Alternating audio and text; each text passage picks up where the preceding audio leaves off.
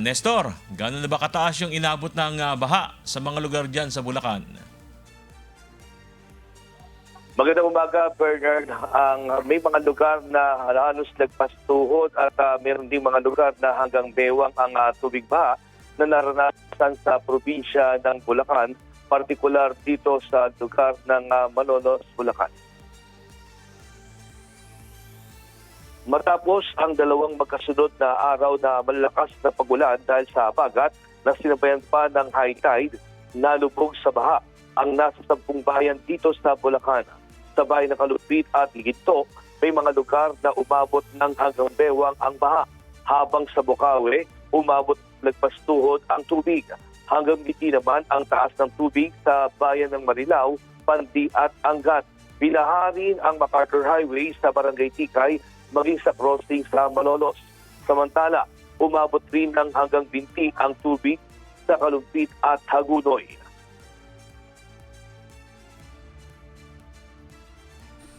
Palaki po ng tubig. Natakot po kami kasi nga pagdating ng gabi, baka lumaki pa ang tubig, madilim. Kaya nagpaano lang po kami ng rescue.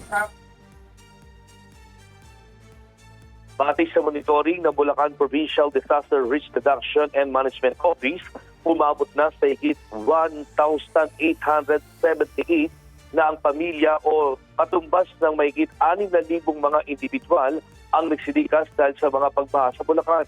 Isa ang Bulihan National High School kung saan pansamantalang nanunuluyan ang mga nagsilikas na residente matapos na pasuki ng tubig baha ang kanilang mga bahay.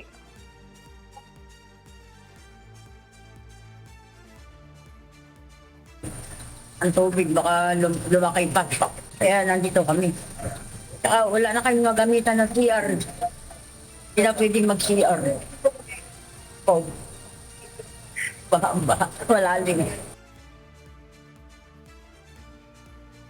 Bernard, sa kasalukuyan dito sa evacuation center sa Malolos, particular dito sa Bulihan National High School, kapansin-pansin din na yung kanilang mga lugar dito nga ay talagang natutulog na lang iba sa mga karton at dala nila yung kanilang mga gamit na ilang mga tutulugan na ginagamit ng unan at kumot.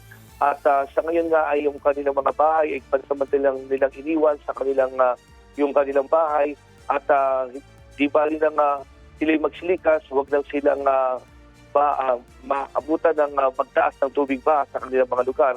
Samantala, Bernard, sa buong Bulacan as of 8 p.m. kagabi, ayon sa Bulacan PDRMC, umabot na sa 167.60 meters ang water level naman ng Angat Dam, kung saan inaasahan nga ay patuloy pa itong tataas dahil sa naranasang pagtaas ng tubig at dulot na rin ng mga lakas na pagbuhos ng ulan. Sa ngayon, Bernard, yan muna ang ating latest live mula dito sa probinsya ng Bulacan. Balik sa iyo. Nestor, nabanggit mo kasi baha dito sa may lugar ng crossing sa Malolos, saka dyan sa may particular sa MacArthur Highway sa Barangay Tikay, Malolos. Ito kasi Barangay Tikay sa may MacArthur, ito yung palabas na ng ng NLEX sa Tabang Exit. Nakakaraan pa ba lahat ng uri ng sasakyan, Nestor, kahit baha doon?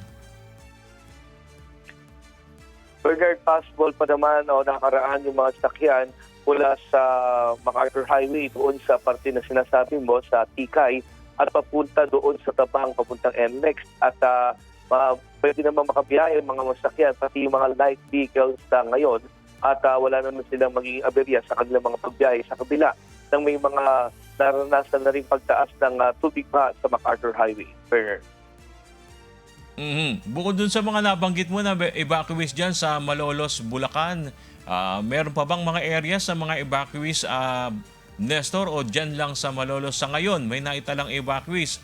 At pangalawa, meron ba silang maayos naman na kumbaga nagagamit na palikuran dyan? Dahil nabanggit kanina na interview mo, kaya sila umalis ng bahay nila, wala silang magamit ng palikuran dahil baha na. Bernard, sa lugar ng Kalumpit, sa Marilao, sa Bukawi at maging sa Balagtas, Bulacan ay may mga evacuees tayo. Doon sa Cayetano, sa Balagtas, nasa 500 individual yung nanunuluyan doon na nagsilikas doon sa kanilang mga bahay. At pagdating naman sa kanilang mga palikuran o sa kanilang paliliguan ay meron naman din silang paliliguan at yun lang nga ay talagang magtitiis sila sa mahabang pila, lalo na kung maraming mga evacuees ang talagang nagtutungo para doon sa evacuation center na talagang sila ngayon ay kung saan doon sila nanunuluyan sa ngayon. Alright, kaingat kayo. Nestor Torres live mula po sa Malolos City sa Bulacan.